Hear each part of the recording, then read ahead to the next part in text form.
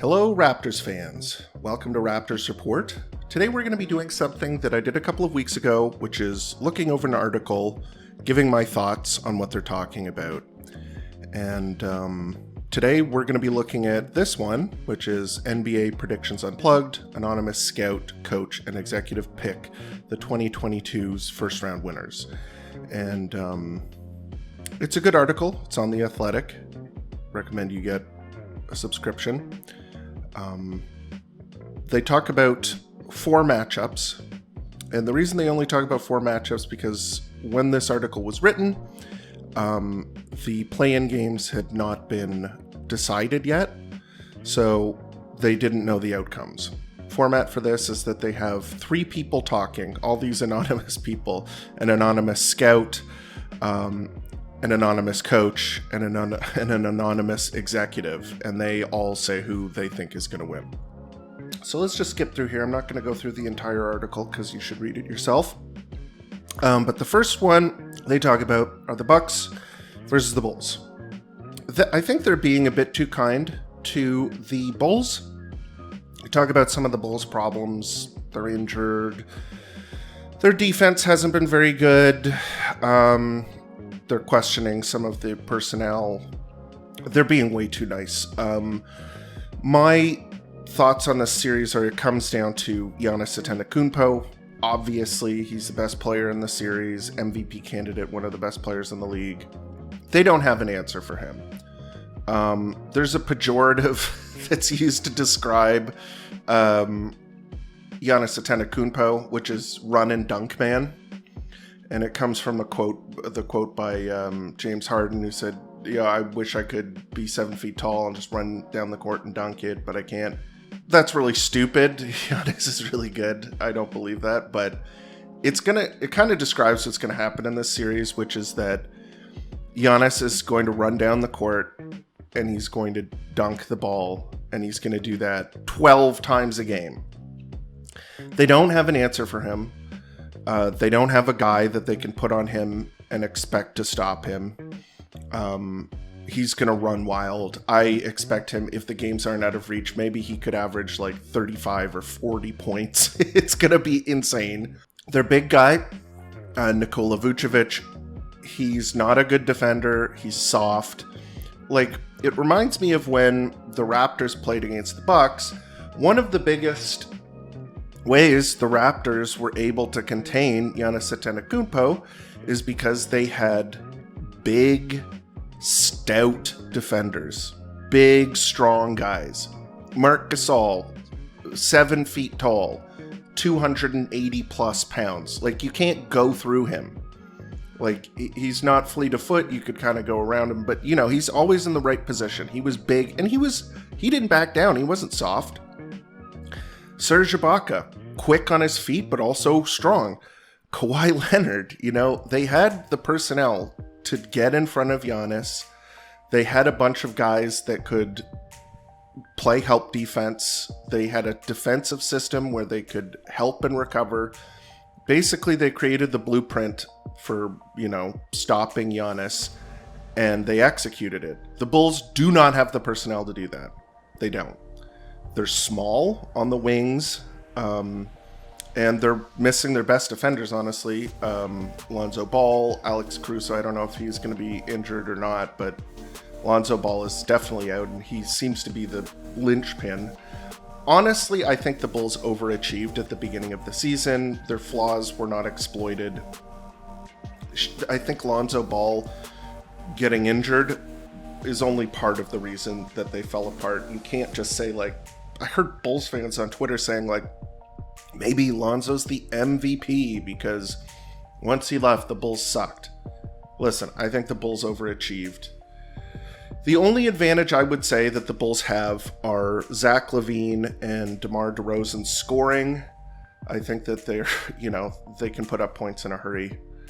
The Bucks don't really have exactly those kinds of guys that can really get hot and light it up like those two can, but they have Middleton. He's a guy who can hit shots and score. Drew Holiday can do that. And then they have shooting. They have Grayson Allen, they have Pat Connaughton. pretty much everybody on their team outside of Giannis can shoot. So it's not like they're going to be able to overload Giannis and then, pack the paint. It's not going to happen. They have Bucks in 5 here. I mean, I'm not going to be a coward. I'm going to say Bucks in 4. I think this horrible matchup for the Bulls, and they don't have as much talent, and it's a terrible matchup for them. So Bucks in 4. I don't see the Bulls winning even one game. Next, we have kind of probably what you came to watch the video for, Raps versus Sixers. So, I'm not going to get down on these guys because I think they do a fair approximation of what the advantages are for Toronto, what the advantages are for Philly. Some of them have the Raptors in 6. The scout has Raptors in 6. The coach has Sixers in 7. Executive has Sixers in 6. I'm not going to get upset. I think the Sixers on paper have a better team. But when you look at some of the smaller details, the things that may not show up immediately when you look at the rosters, there are a couple of advantages that the Raptors have. And they discuss that here, the sort of really big lineups the Raptors can put out. And they do talk about sort of what the Raptors have done in terms of limiting Embiid. But I think it's going to come down to 3 things. The first one is free throws. So if you watch the game on Tuesday with the Minnesota Timberwolves versus the LA Clippers, there were a lot of calls. There were Scott Foster, he loves to call fouls. There were a ton of fouls called. And the question is, are the refs going to call a ton of fouls? That'll be a big, it might change game to game. That's going to be a big decider for this series. I think if the Raptors are able to limit their fouling, if the refs aren't calling, ticky-tack fouls, because these guys, Embiid and Harden, are masters of, the head snapbacks, the rip-throughs. Rip-throughs are a legitimate foul. I'm not going to complain too much about that, but I don't like them, but it's in the rule book, so you can't do that. But head snapbacks, flailing, flopping, falling down, that kind of stuff, they do that. And if the refs are rewarding them, I think that would be a big advantage for them. But if they don't, if the refs aren't rewarding them, if the Raptors are able to keep their hand out of the cookie jar, if they're able to stay in front of them without fouling, make it hard for them, then I think that the Raptors are going to, have a decisive advantage. So fouls is one. Number 2, can the Raptors limit Embiid? And they've done that this season. They send multiple defenders at him. Khem Birch, Precious Achiuwa, Thad Young, even Pascal Siakam. Lots of different looks, but always helping. There's always that help defense that's waiting to come over. And the Raptors have done a very good job of getting that double team on him, not letting him catch the ball is another thing. Can they limit him? That's the basic point here. They're not going to stop him, I don't think. They held him to 0 points a couple of years ago, but Marc Gasol had Embiid's number. They don't have Marc Gasol anymore. Precious did a really good job on the last game of the season, but I don't think that they're going to be able to stop him outright. They just have to not let him have an MVP caliber game. They can't let him have 40-point games. They got to keep him high 20s, low 30s if they're going to have a chance.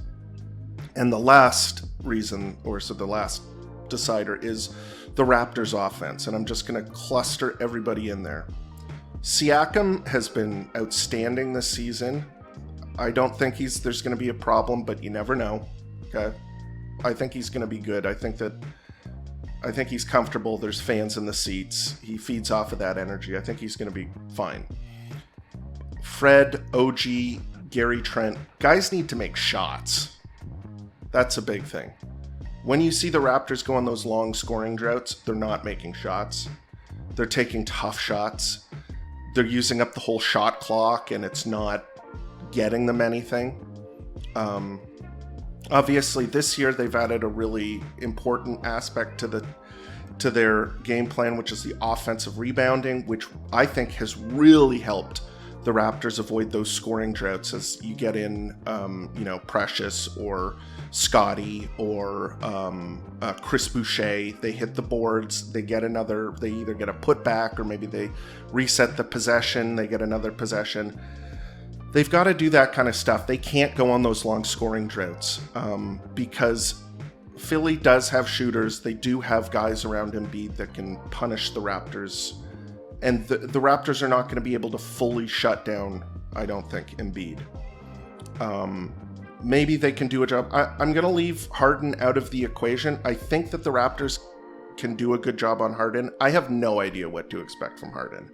Like, does he just not care about the regular season? He's been terrible after the first 6 games with the Sixers. So I don't know what to expect from him. If they get a bad version of him, I think the Raptors are going to win the series. I think the Raptors are going to win the series, period. Let's see what the coaches and scouts say. So the scout says Raptors in 6, coach says Sixers in 7, executive says Sixers in 6, and the consensus is the 76ers. I'm a little biased. I don't care. I have the Raptors winning in 6 games. I think the Raptors, Nick Nurse, coaching staff are going to make adjustments. They're going to find what's working, what's not working. I think they're going to buckle down, and I think they're going to win in 6 games. So that's my prediction. We'll see what happens. Next, we go to the Western Conference. As I said, they don't have the 1-8 matchup or the 2-7 matchup because those games are relying on the outcomes from the play-in tournament. I can discuss those later. I'm not really concerned. Let's just go to Warriors Nuggets. Okay, so they have that here. So they talk about it's a shame these two teams are meeting this early because, they're both really good. I'll come out and say it. I think Jokic is the MVP. Embiid might win it this year. I don't know who's going to win. It's between the two of them, Jokic and Embiid. But I think Jokic is the better player. I think he's having a better season. I think that he has pretty much every skill in the book. And he's a better defender now. Like, it just took him, people make a big deal out of, athleticism. When you're 7 feet tall and you're a big guy, you don't need to be the most athletic. Look at, Marc Gasol is the perfect example. He won DPOY, Defensive Player of the Year, because you get that 7-foot body and you put it in the right place. It's going to be tough to score against you in the post, and that's where the easy points are. So he's made a big leap there. He's, in my opinion, the best player in the league. He can do everything. He can pass, he can shoot, he can score. He's very clutch. If you need a clutch basket, it's not pretty, but the ball goes in the hoop. And he's really good at that. And 14 rebounds per game. It's just absurd, the stats that he's putting up. So he's the best player in the series, in my opinion. The Warriors are having kind of a mixed year in terms of their star output. Curry is having, for him, a down year. He's still very efficient, and, he's Steph Curry. But now, Steph Curry has been injured for the past month, maybe a bit more, maybe a bit less. But he has been absent. They say he's going to be back for the playoffs, though. And maybe it takes him a while to get back into form, but I don't think it'll be a huge issue for them. I think the Nuggets have, at the top, the best player. That said, the star power outside of that, it just goes so far in the direction of the Warriors. So I would say, here's what I would say is that Jordan Poole, who is holy crap, this guy is amazing. He'd be the second best player on the Nuggets right now because of their injuries. He might even be better than Jamal Murray or Michael Porter Jr., two guys that the Nuggets are missing. Clay is back. He's not the superstar defender anymore, but he can still hit shots. Like, he hits shots, hard shots. Elite catch and shoot guy. Draymond, still a defensive force, still doing the Draymond thing, still being underrated.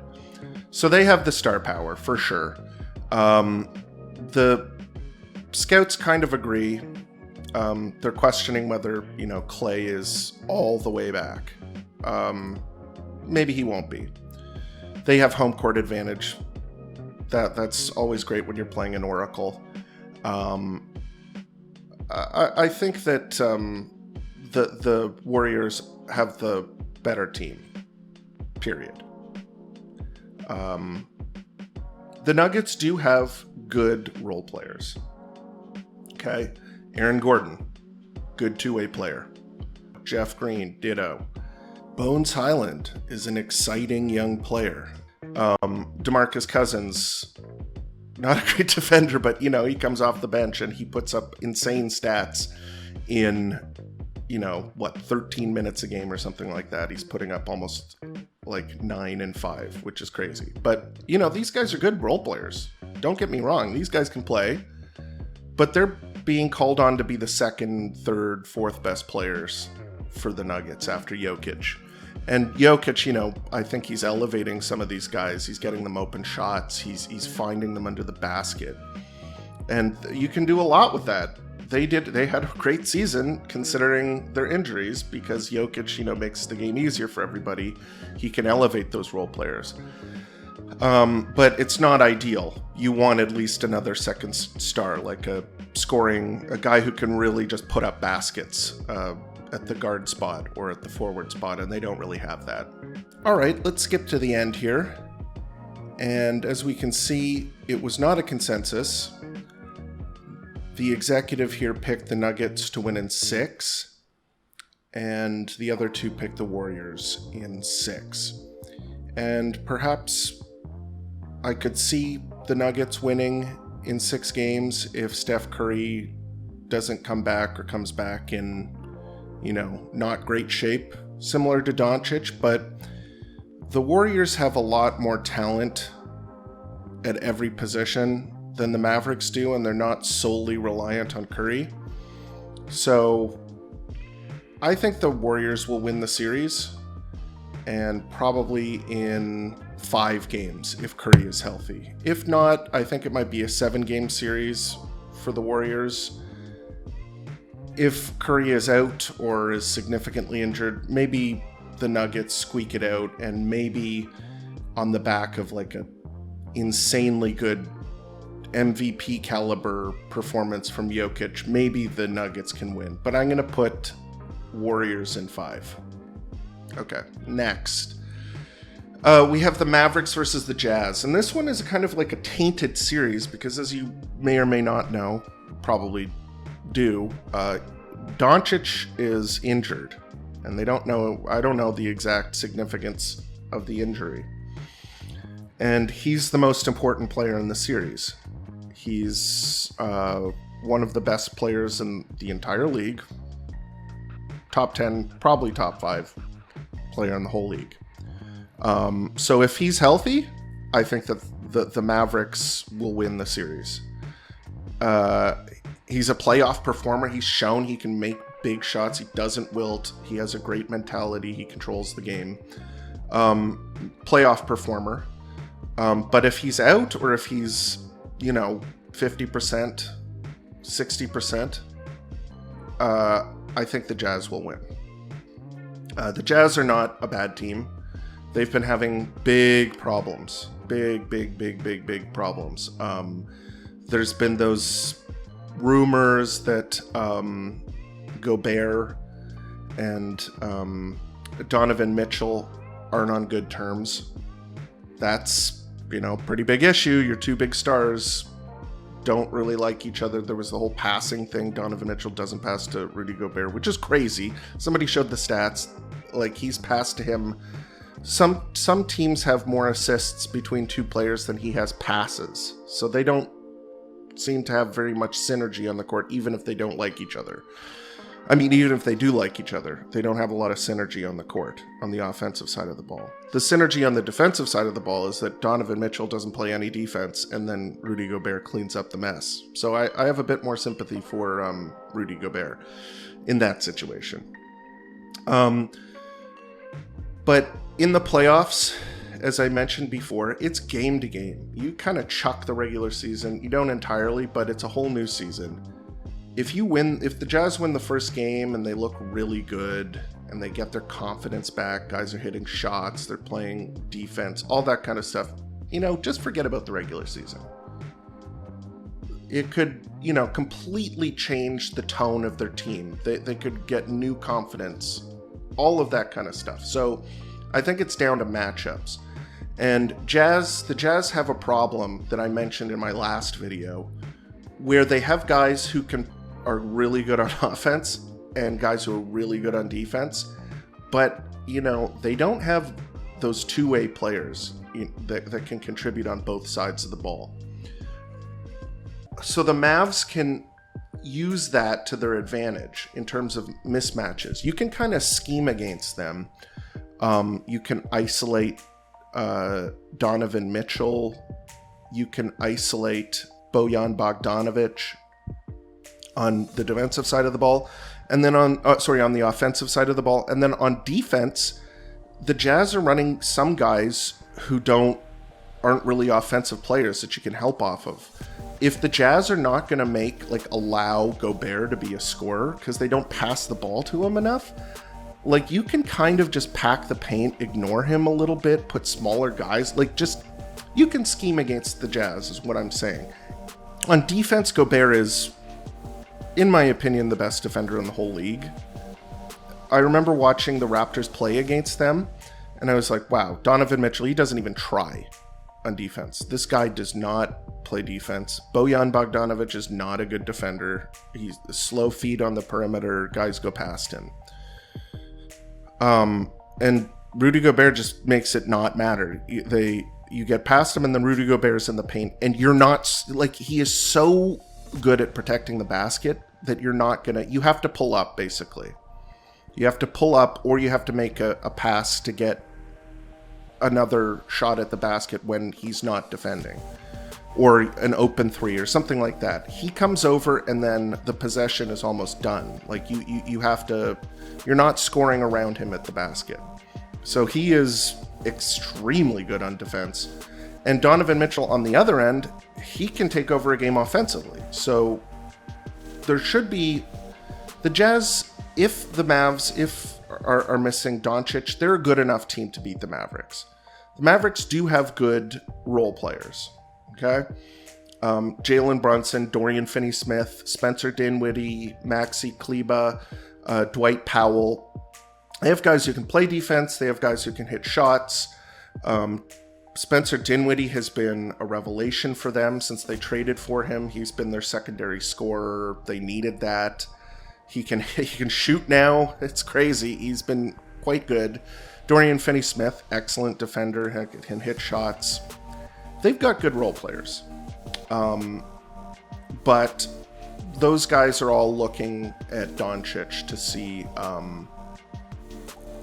to get open, to be effective role players. They need him in the series. And the scouts don't seem like they mention, the scout and the coach and the executive all mention Doncic's health. Or they're all hedging their bets. This guy says, I will say this, it depends on Luka's injury. If he's out for the series, I would take Utah. I would probably say it would go 4-2 in Utah's favor, but it also could be 4-1. Agree. Luka's ability to create and score does so much for the Mavericks, and I think it would be hard for Dallas if he ends up being out the series. That said, I guess they're just assuming that Doncic is going to be healthy, and so they all say Mavericks in 6 or 7. So my prediction, just as cowardly as that, Mavs will win in 6 if Doncic is healthy. I think Jazz in 5 if he's not. I don't think Mavs are going to put up a fight if Doncic is out. But it'll be a fun series, I think. I think the Mavericks are a fun team, and the Jazz, they have their moments.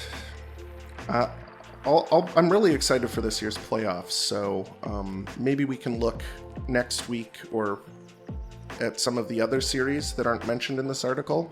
You can also follow me on Twitter. I'll be talking about all of the different games, what I see, my analysis. I've been tweeting about pretty much all of the games. And follow me on Twitter at Raps Report, and leave a like, subscribe if you like the content, and you know what? See you again next week.